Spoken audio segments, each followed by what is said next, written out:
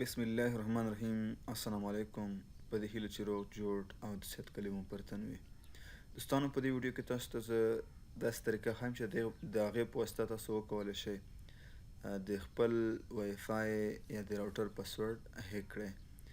هغه چې تاسو د خپل کمپیوټر سره د وای فای له لارې کنیکټ کړی وي. نو زه راځم دلته تاسو ته یو ځل ښایم. زه په دې نشان باندې کلیک کوم. له دغه وای فای سره زه کنیکټ شوی یم.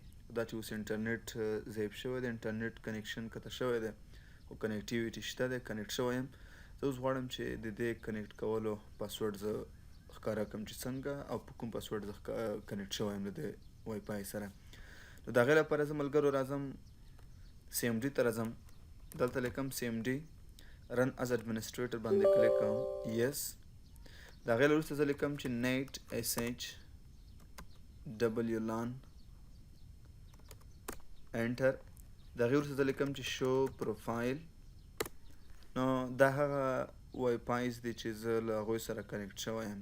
هغه که د پاسورډ له لارې او که پاسورډ نه وي نو هغوی ټولو وای فای چې زه ورسره کنیکټ شوی نومونه یې په دې ډول دي. نو زه اوس راځم، زه ان زیډ زیډ هیکر سره کنیکټ شوی یم. غواړم چې د هغې پاسورډ لاسته راوړم. نو زه بیا لیکم چې شو پروفایل. دې ځای کې ډبل کوټ د دې وای فای نوم زه کاپي کوم تر څو په سپیل کې بیا ستونزه رانشي. تاسو لیکلی هم شئ. دلته پیسټ کوم. ډبل کوټ کی ایکولز کلیر.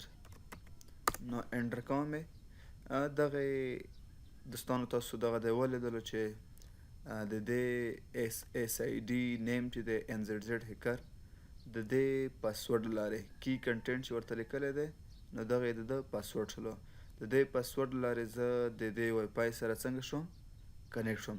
نو په دې طریقې سره تاسو کولی شئ د هر ډول وای فای پاسورډ لاسته راوړئ. که مو چېرته ویډیو خوښه شوه نو مهرباني وکړئ ویډیو له ملګرو سره هم شریکه کړئ، چینل سبسکرایب کړئ، د سبسکرایب تر څنګ د زنګ نښان باندې هم کلیک وکړئ تر څو هره نوې ویډیو چې زه یوټیوب ته پورته کوم تاسو ته لومړی خبر دیر کړئ.